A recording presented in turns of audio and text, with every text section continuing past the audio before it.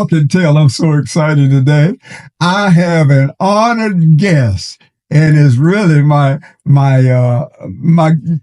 great nephew.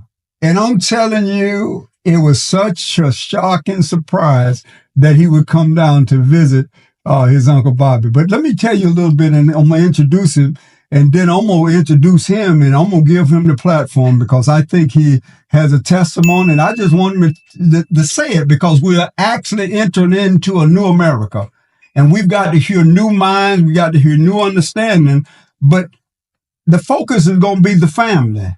And I tell everybody that what you see, there's three things that I do know. I know God, I know golf, and I know military. So I really begin to realize in God, I know family, and his family really helped me understand family. And I just want to send a shout out to David, Yolanda, Phil, and Michelle for accepting me in the family as family. And they watched it. And for me to have him here after seeing him grow up, and I really saw what a family was like when I saw the Merritt family. So Devin, I got you here today, and I told you in the beginning that I just wanted you to come and I wanted to introduce you, and you can say whatever you want to say the way you want to say it. You can talk about family, you can talk about sports. I want you to talk to us about this new America. What do you see? So thank you so much for letting me be here today. It's a blessing to be here, and my goodness gracious, it's funny how God works. It is funny how God works. On a little vacation from football. Okay. And, I had to go to Charlotte, flew into Charlotte to stay with James, Okay. James. So you staying with James? I ain't Yeah, seen him in a minute. stay with James. And we went to play a little golf out there. And while we out on the golf course, he talking about, so you're going to Raleigh, you're going to see a lot of your uncles and aunts, this and that. And he mentioned Uncle Bobby. And wow, I was like, you know what, James, shame on me for not saying I'm going to go see my Uncle Bobby. I'm going to make a trip. So to God be the glory for him mentioning that. And you'll drive 2 hours to see your Uncle Bobby. Yes, for sure. Man, without a doubt. That's precious. That's precious. Yes, sir. Talk to us about yourself. Yeah, so, man. What you been doing? I mean, let me be quiet. I got you. Well, God has been using me for sure. I'm going to give him all the glory because I was bagging groceries just a few months ago. Okay.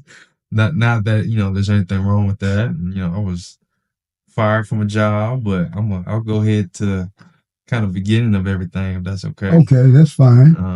Kind of growing up, and I was born in Lexington, Virginia, and via my father was coaching at the Virginia Military Institute, and I have no memory of Virginia, but from there we moved up to New York, actually where I'm working right now on Long Island. Okay. So he was coaching with the New York Jets at the time, and I do have some memory of living up in Long Island, but New Jersey is what I call home.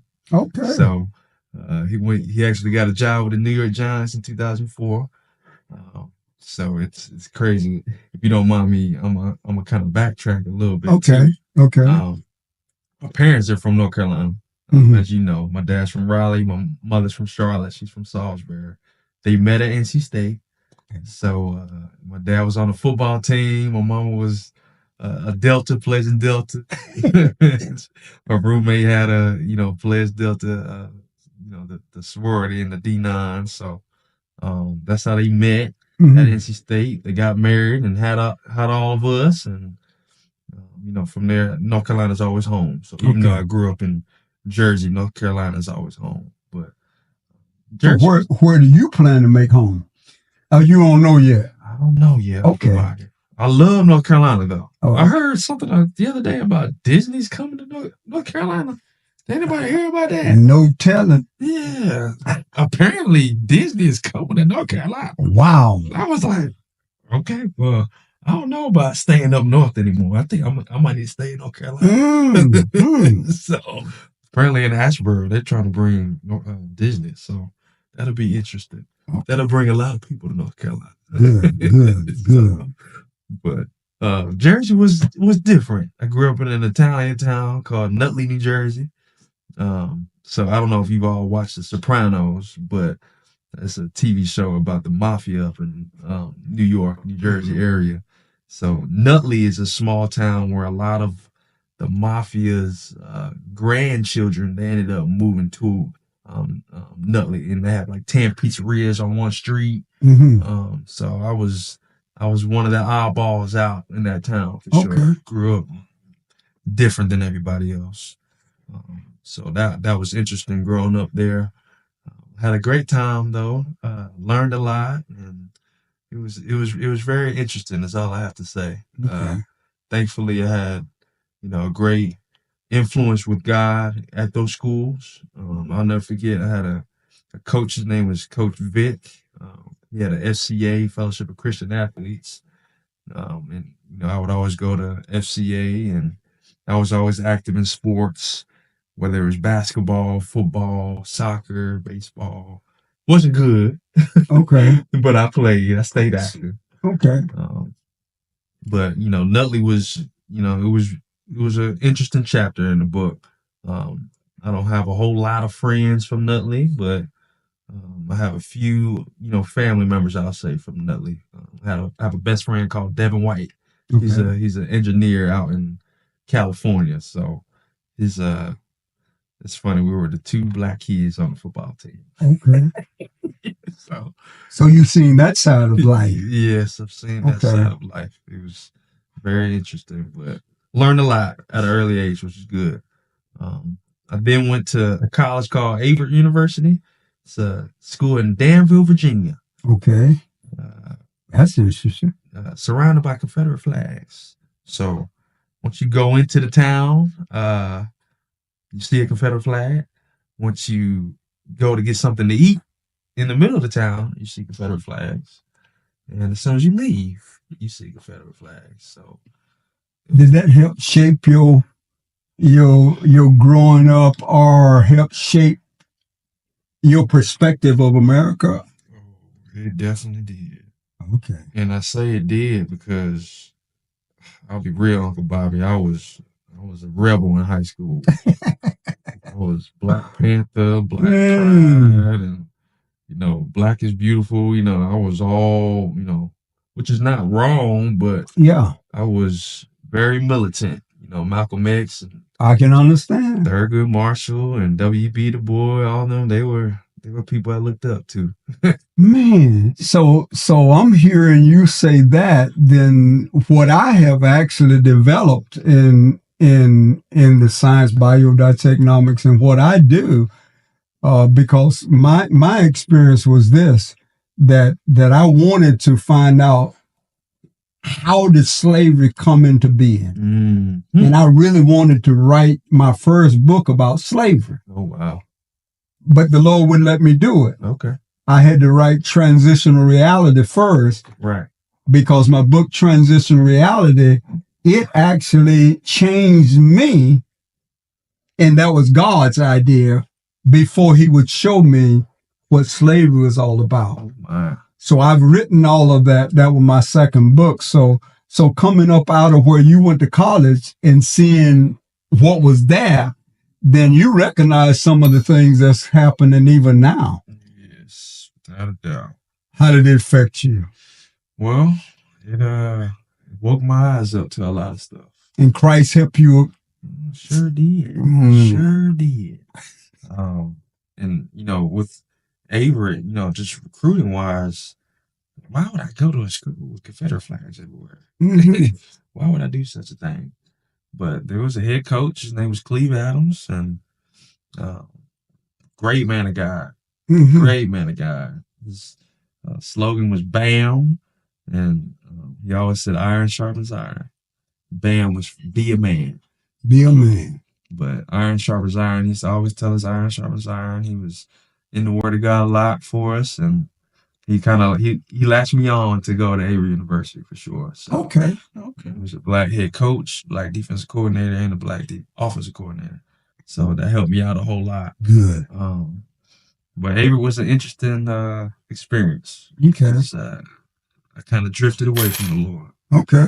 I say kinda, no, I did. Yeah. Well, I think that's most of us. You know, we make promises about what we're going to do if God do this, and we get away. But God has this way of causing you to be introduced, and in some ways, it's not only He introduced you to Him as a relationship, but it also protects you from getting stuck in religious circles. Yes.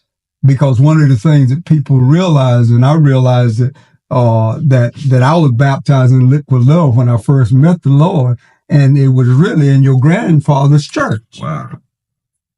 So that's sort of my journey. But once you got college, and then where do you go from there? Well, from there, living a lukewarm life, I was in a lot of different clubs and organizations, which was great. Okay. I didn't understand it because I got hurt my freshman year in football. I was in SGA, I was a RA, a resident assistant on campus, Black Student Union, and a whole lot of different clubs. So I was attracted to kind of, being around people, a lot of different types of people, not just football players. So that, told me a lot, but I then was, I was fortunate enough to bring Kappa Alpha Psi to the campus. Okay. It was one of the first Black fraternities that Avery University ever saw. But again, I was saying I'm this Christian, this and that, and serving the Lord, this and that, but I was doing a lot of things completely opposite. Okay. I'm not proud of them at all, but God is good because He then led me to get my master's at Appalachian State after that when I graduated. Appalachian State? Yes, sir. Okay. Appalachian State. And that's a pretty prestigious university. Yes, sir. Oh. Yes, sir. He blessed me with an opportunity to be a graduate assistant up there, and I was fortunate enough, Uncle Bobby, to get a free master's and work for the football team. But, at Avery, it was not easy, but I was able to I was really successful at Avery. Good. At Appalachian State, God humbled me. Humble me in the best way possible. There's a coach, and his name is Jerry Moore. He was a longtime head coach with Appalachian State. Great man of God. Provide all his players the book of Proverbs and Psalms every season. Actually, was fortunate enough to go recruiting once and was meeting a lot of his former players. And that's the first thing they brought up. They didn't bring anything up about football. It was straight about what he told them about the Lord. So Appalachian State was a great place for me to get closer to God. Okay. I went up there to coach Uncle Bobby, but ended up being removed from coaching up there. They actually transitioned me to recruiting. Okay. So they had me recruiting and to deal with operations on campus, and I was upset. God, why are you doing this and that? I'm about to get out of coaching, calling up, my mom and dad and all these family members. What am I doing? It isn't my purpose. I felt left out. So that's where I actually met my girlfriend, Giselle, at Appalachian State. Okay. But God is, like I said in the beginning, he's funny. He's very intentional about everything he does. Because as soon as I graduated at Appalachian State, there's a school called Barton College in Wilson, North Carolina. My defensive coordinator at Avert, where I went as an undergrad, he actually hired me to be his linebacker coach, his outside linebacker coach. Okay. So I was thinking the world's coming to an end. I'm in recruiting something I don't want to be in. God said, wait, be patient. I was able to kind of be a part of Bible studies and, work around, the campus in different ways and meet a whole lot of different people. And something I was doing at Avery, meeting a whole lot of different people. Well, I get to Bart, and then, God, he did something huge again. Okay. This is in Wilson. I didn't know anything about the area. This is my first full-time job. It's crazy, Uncle Bobby. They had Bible studies already.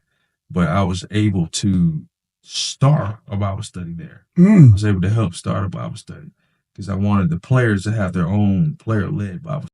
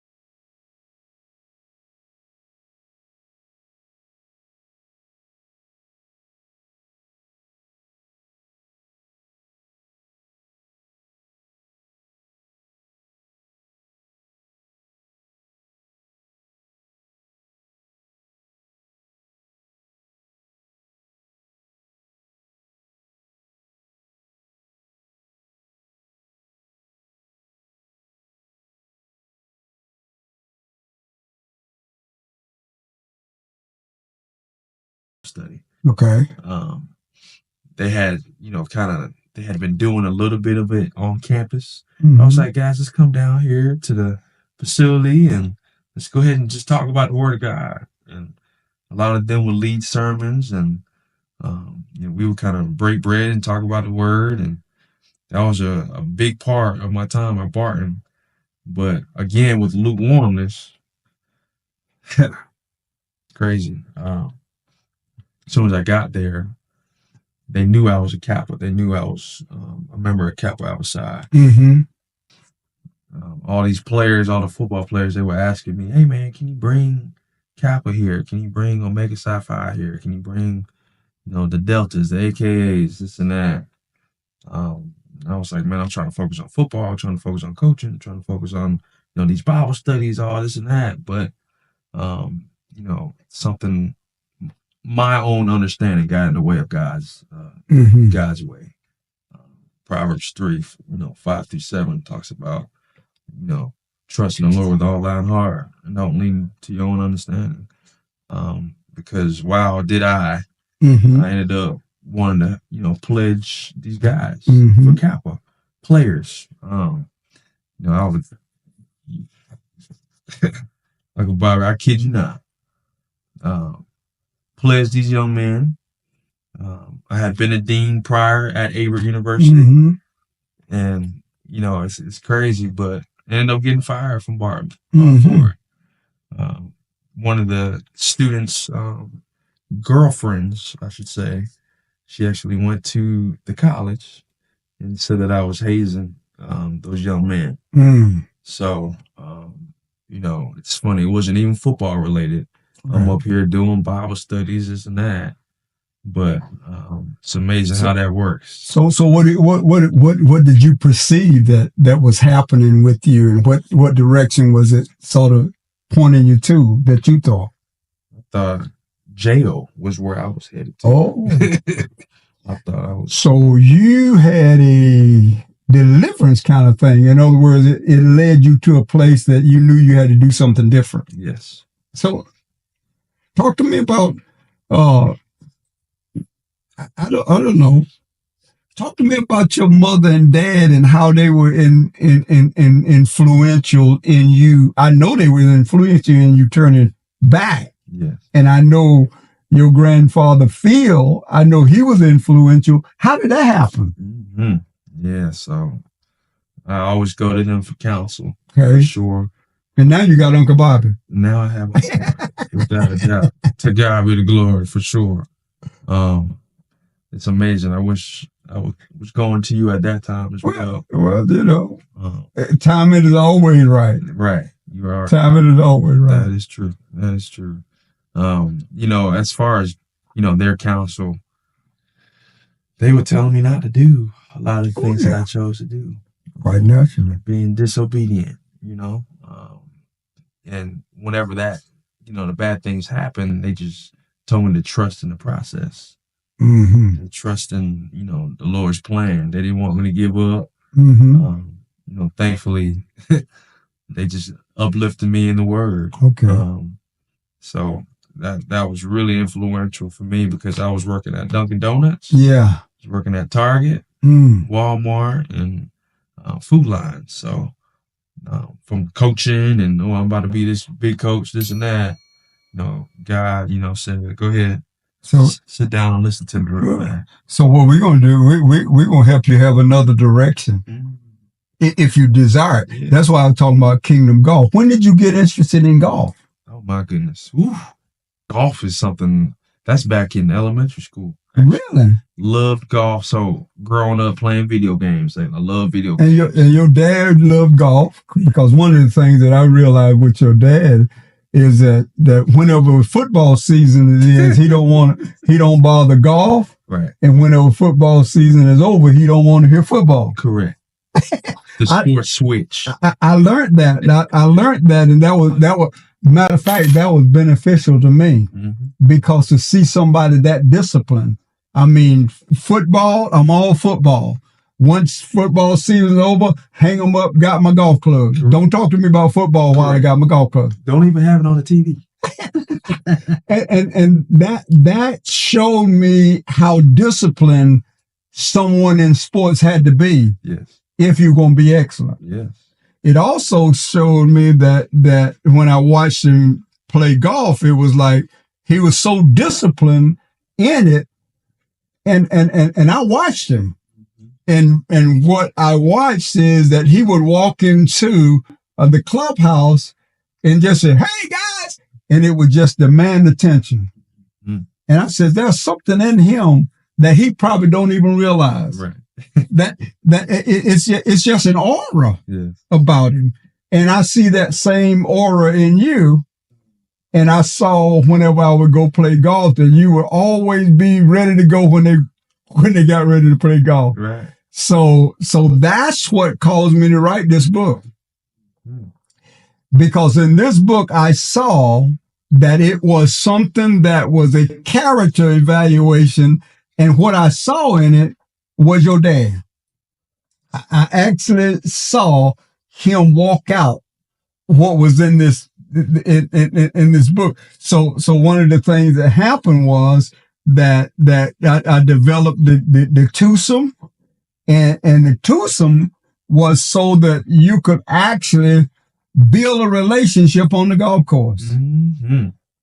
And I also studied that in building that, I found out that doing that, it will cause you to be able to meet somebody that you never met before and relate to somebody in such a way that you were never related before. That's right. So in doing that, what is your focus now?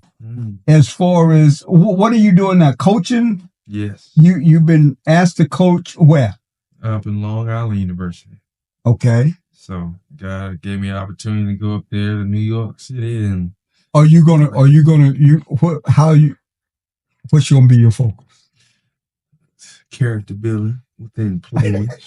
And I'm like, well, see, somehow go ahead. The thing is, God has given me a really awesome opportunity up there.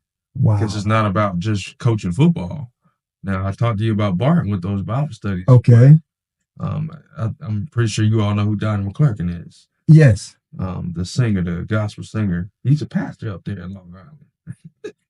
Okay. He has his own church, Perfecting Faith Church up there. And that's the church that I go to up there. Do you? I do. And when I told some of the players, they were all intrigued and they wanted to go out there. Wow. So I've been bringing a lot of them out to Donnie McClurkin. Ain't that something? And that's one of her favorite singers. Oh, my goodness. Yeah, y'all need to come up there. You better know it. For sure. You better know it. He's up there preaching right now, and it's coaching football, but it's interesting because not only is it coaching, but when I was upset with God at Appalachian State putting me in recruiting, now they've made me the recruiting coordinator at Long Island University. So God has now exalted me. So to God be the glory. But it's interesting. I went up there for $900 a month at first. Okay. So I think that that in the climate of the new America, I believe that in the climate of the new America, there has to be new approaches to how we relate to people. Yes. Because people are not so excited about going to the building as they used to. Right.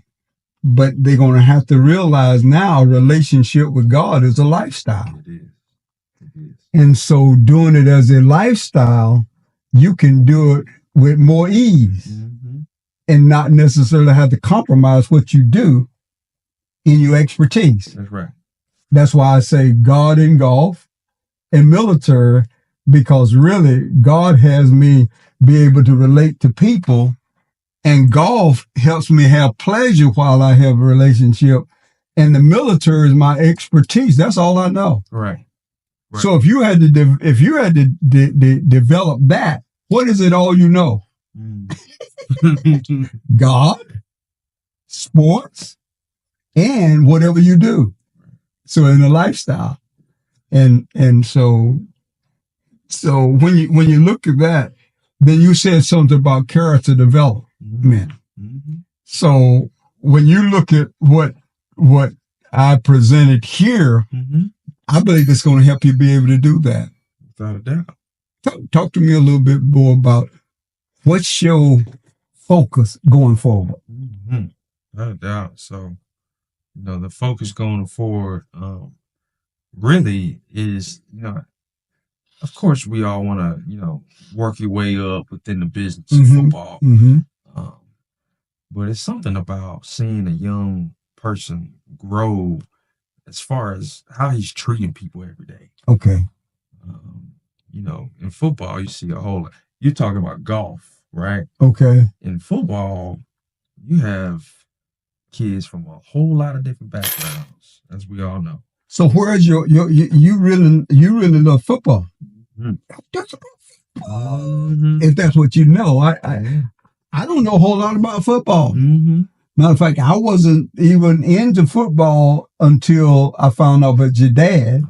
Yes. And so that's when I started tracking that. I didn't even know anything about golf till I got it from your dad. Wow. So football and golf, I got from your house. Look at that. Tell me what's it like to live in a house that just loves football. It's hectic all year round. Huh? It is hectic all around. Football. Talking loud crowds and just a lot of pressure. Who won this weekend? Who didn't win this weekend? In a golf match, you have so many matches you can, you can kind of improve on or do better on. This day or the next day. Football. You have a bad season, fired. Wow. You know what I mean? You got a bad season, you out of there. If you have a good season, you're the hero. So there's a lot of pressure in football, but it's the ultimate team sport. It's 11 guys on the team, and those 11 have to work together for one common goal. Okay. If any of them were trying to be about their business and not the team's business, then the success of the team will be compromised. Right. So it's a life teaching game, just like golf. Yeah. But football really helps you understand how important it is about a team, how you have to be selfless, how you have to serve others. Right. Okay. If you don't serve others in the game of football, you ain't gonna make it. Wow. You will be unsuccessful. Thankfully, in golf, it's you in that ball. In football, oh Lord. One of the things that I noticed, even in your family dynamics with the football, you have to have an incredible mother. Yes. Yes. I mean, yes. Very supportive. Have to be. And it almost like she actually kept the house together as your dad was doing the football. Oh my goodness. Rock of the home. Heart of the home. She epitomized being the heart of the home. Wow. She dealt with brother with that, me with this, the little siblings. Oh my goodness. It wasn't for my mom. The ultimate referee. The ultimate. She's the head coach. She's the head coach. Whenever you look at life and family and that dynamic, then one of the other things I learned whenever I had an opportunity to be with you all down at Myrtle Beach. You remember we drove down in an RV and we were living in an RV and you all lived in this big place. And I never experienced somebody living on vacation together and enjoying it. And y'all did that all the time. Yes, we did. It was sort of like your life was the life that in the football, but it didn't negate the life that you all lived together. That's right. It never interfered at the end of the day. My father could have allowed it to interfere. My mom could have allowed it to interfere, but they wanted to make sure that we stayed together, stayed whole no matter what. They're the true football players. I know my dad coaches, but they're the true football players who serve because they wanted to serve their family. My dad would get off of work and he would run home to see us. A lot of coaches in the business, they're not running home to their families. Wow. They're running home to the bars and the women and a whole lot of other stuff. Maybe the golf course a lot. Yeah. But my dad, he made sure that his priority was his family first. Good. God, family, then career. One of the things that in the conversation that we had one time, that one of the things that I think he emphasized that you must play sports, but also have a secondary. Yes. Right. For sure. Because if you ever get hurt, then what? So the then what had to be a part of your whole development. That's right. So what was your development as for football and the other? So mine was I'm a choir boy. So I was in the choir and loved the choir.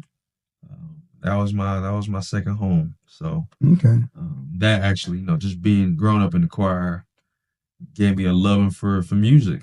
So you sing, you play, what? I sing. Okay. I sing. I wish I played.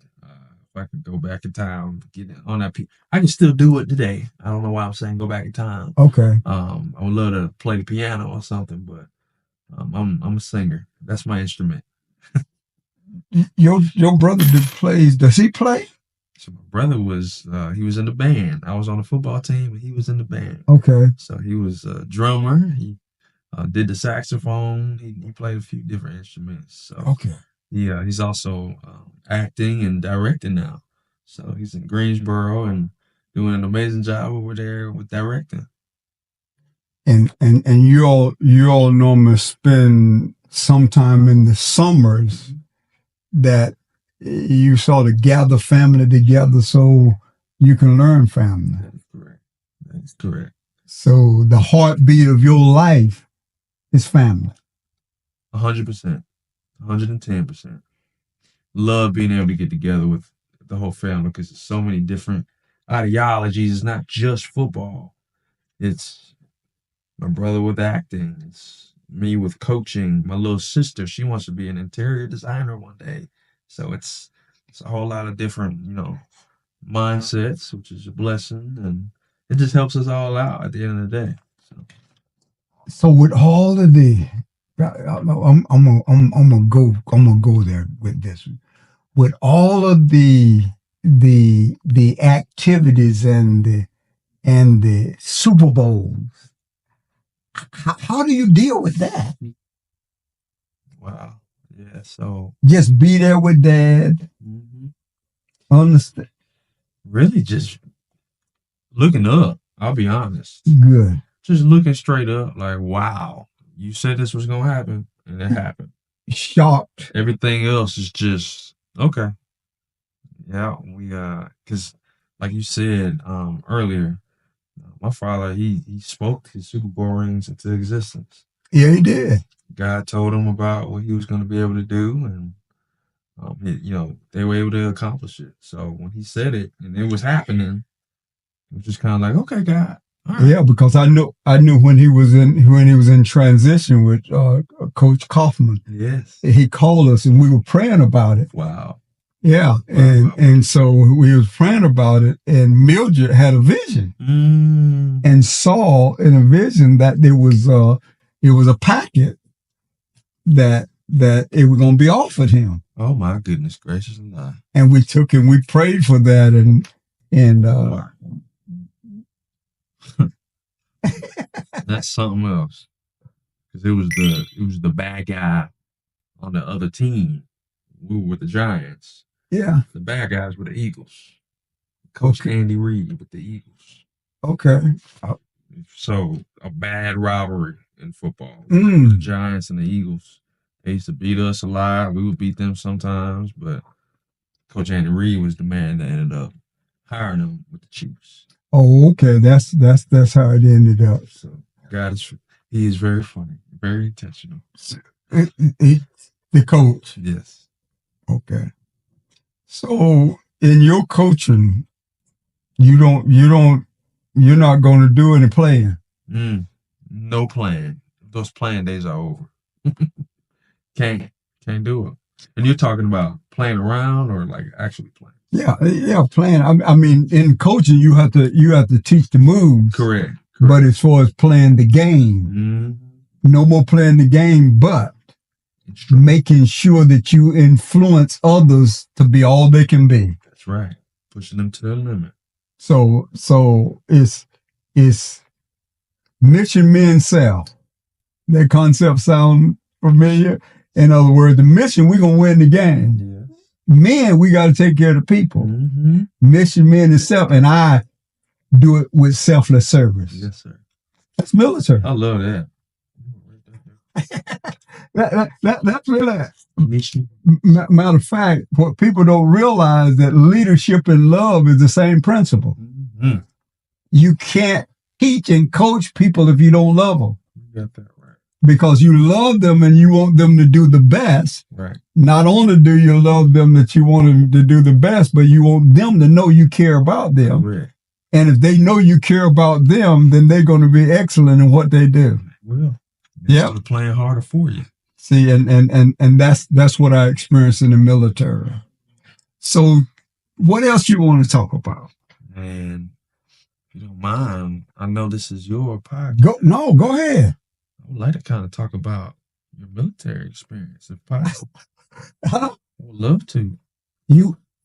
I hate to switch it around like that, but. So you want to talk about my military? Well, so when I'm good at that because I did a podcast on Beyond 66, and in the book there, Beyond 66 is actually an outline of my military career.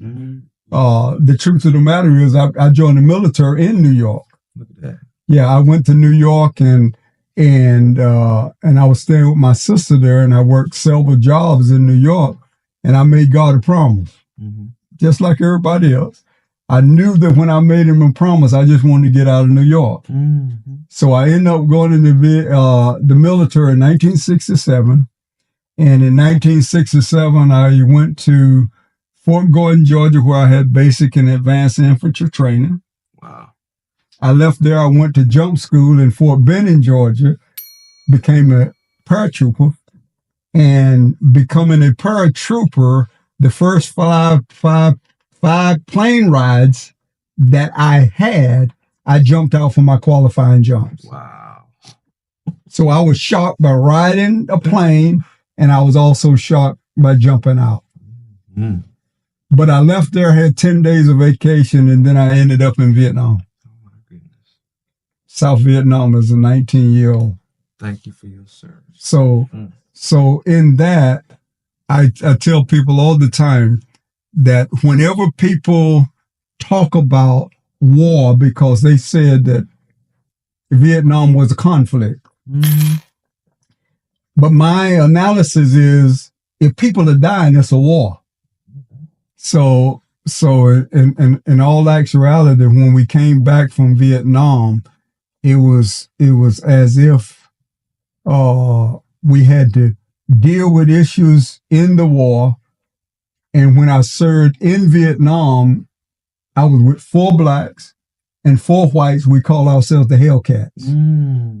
We had each other's back, and whatever we did, whenever we left the field, we did it together. So military, I retired with 22 years in as a command sergeant major. And I can honestly say I retired in 1989, and I said to the Lord, if you will give me a place to stay, food on my table, I will give my life to make a difference. So Beyond 66 means I graduated school in 1966, and that is what I dedicated my life to, because I wanted to bring a balance to the races, to the economic differences in America. And that's what you see, the new America. The vision has been given. There was a vision that was given to George Washington about the angel of the Lord. And it told him where America would be whenever he would intervene. We're at that point. So now the vision is what we're going to end up walking back into, because you cannot negate what God has given. So I say, the vision has been given. Why do we choose between red, white, and blue? We're going to go beyond 66, and we're going to see America come together, and what we've been looking for is about to happen. And I can tell you, it's going to be. I thank you for being here with me, Devin. And I just want to say, appreciate it. Yes, sir. Well, I appreciate you. Appreciate you. See you on Tuesdays at 7:30 p.m. for a live conversation with Dr. Bobby via Zoom. We look forward to seeing you. Have a blessed day, and thank you for your attendance.